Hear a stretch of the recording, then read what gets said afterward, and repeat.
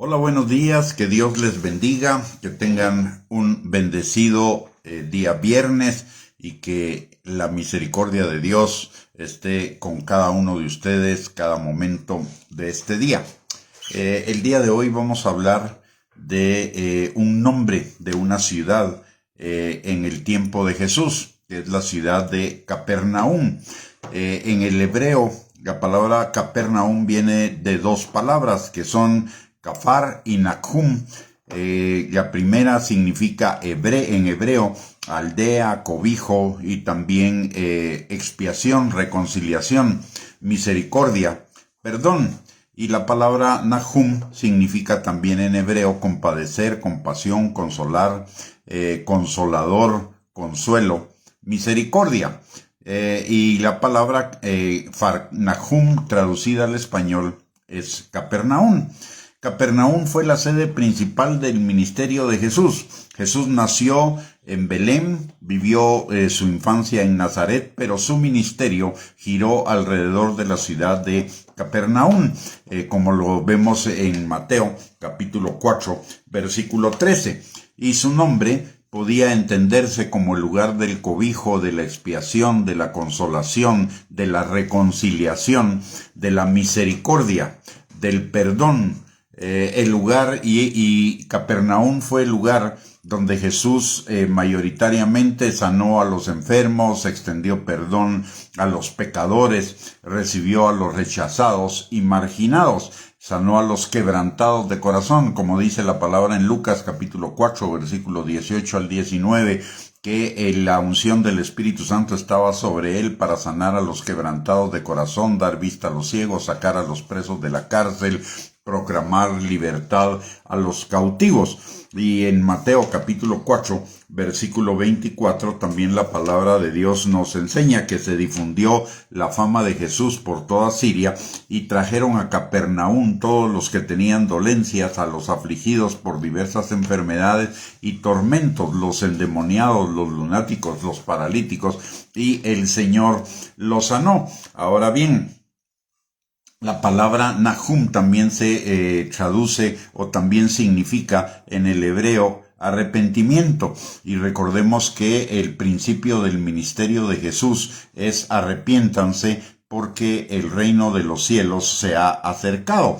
En el arrepentimiento nos acercamos a Dios, y cuando nos acercamos a Dios es cuando encontramos consuelo, misericordia, sanidad, restauración, milagros. Y acudir a Dios, acercarnos a Dios, acercarnos al reino de Él, es acudir en busca de su misericordia. Recordemos lo que dice el Salmo 91, versículo 1 y 2, el que habita al abrigo del Altísimo morará bajo la sombra del Omnipotente.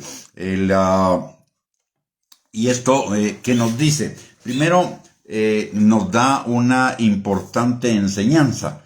Todo lo que sucede en la Biblia y lo que la Biblia nos narra es perfecto, es exacto.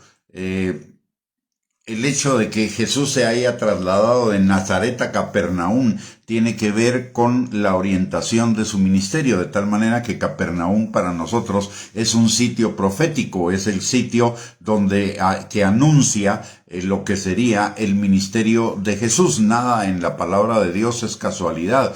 Cada palabra, cada frase, cada oración en la palabra de Dios tiene un significado para cada uno de nosotros, de tal manera que no deberíamos por ninguna razón menospreciar, desvalorizar ni una parte de la Escritura, y mucho menos toda la Escritura. Deberíamos considerarla atentamente, porque toda la Escritura es inspirada por Dios y es útil para enseñarnos, para instruirnos, para corregirnos, para confrontarnos, de tal manera que estemos preparados para toda buena obra, y estando preparados para toda buena obra, estemos también preparados para una vida de bendición, una vida de victoria, una vida de plenitud.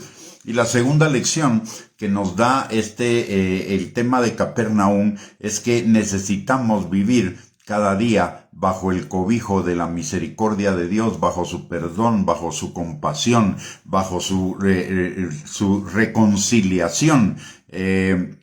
la palabra de Dios y necesitamos esa misericordia para todo aquello que cada día usted y yo realizamos que no es conforme a la voluntad de Dios. La misericordia es la que trae a nuestras vidas perdón de Dios para cada uno de nosotros. La palabra en Lamentaciones, capítulo 3, versículo 21 al 22, Dios nos dice que nuevas son sus misericordias para con nosotros cada mañana, y que su fidelidad para con nosotros permanece cada día. Notemos que dice que su misericordia es nueva para con nosotros cada mañana. ¿Por qué razón? Porque todos los días usted y yo de alguna manera pecamos, no somos perfectos, estamos en el proceso de ser perfeccionados, lo cual no significa un permiso para pecar.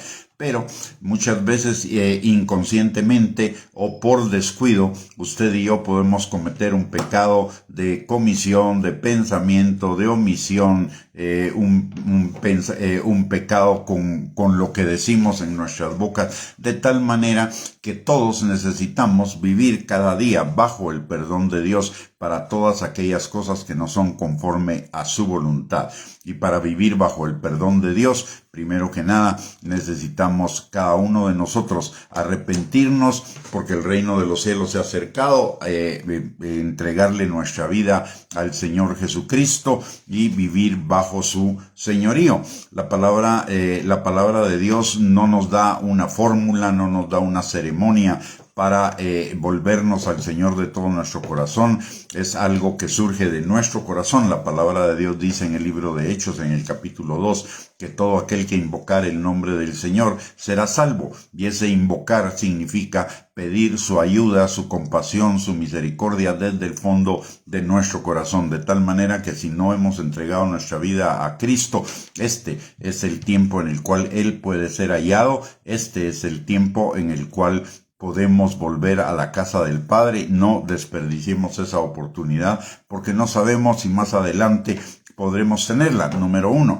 Y número 2, para los que ya somos creyentes, es importante que cada día nos volvamos cada vez más al Señor, que cada día caminemos bajo su misericordia, bajo su perdón, pero también bajo su señorío, de tal manera que nuestras vidas vayan avanzando, vayan creciendo como la luz de la aurora. La palabra del Señor nos enseña que la vida del cristiano es una vida de crecimiento, no es una vida intencional, es una vida enfocado en hacer la voluntad del Señor, porque hacer la voluntad del Señor es lo que le glorifica a Él y toda la creación está para glorificarlo a Él. Así que la invitación el día de hoy es que este sea un día y todos los días de nuestra vida en los cuales vivamos bajo la misericordia permanente, constante, nueva cada mañana, eterna, infinita de nuestro Padre Celestial. Y que vivamos cada día en el enfoque de vivir bajo su voluntad. Recordemos lo que dice Mateo 7:21, no todo el que me dice Señor, Señor entrará en el reino de los cielos, sino el que hace la voluntad de mi Padre que está en los cielos. Muy bien, mis amados hermanos, hemos llegado al final de esta perla de la palabra, que haya sido de bendición para sus vidas. Muchísimas gracias por conectarse, que el Señor les bendiga grandemente, que tengan un bendecido viernes, un bendecido fin de semana y si Dios lo permite, el próximo lunes por la mañana estaremos transmitiendo otra perla de la palabra. Bendiciones para cada uno, abundantes y un abrazo.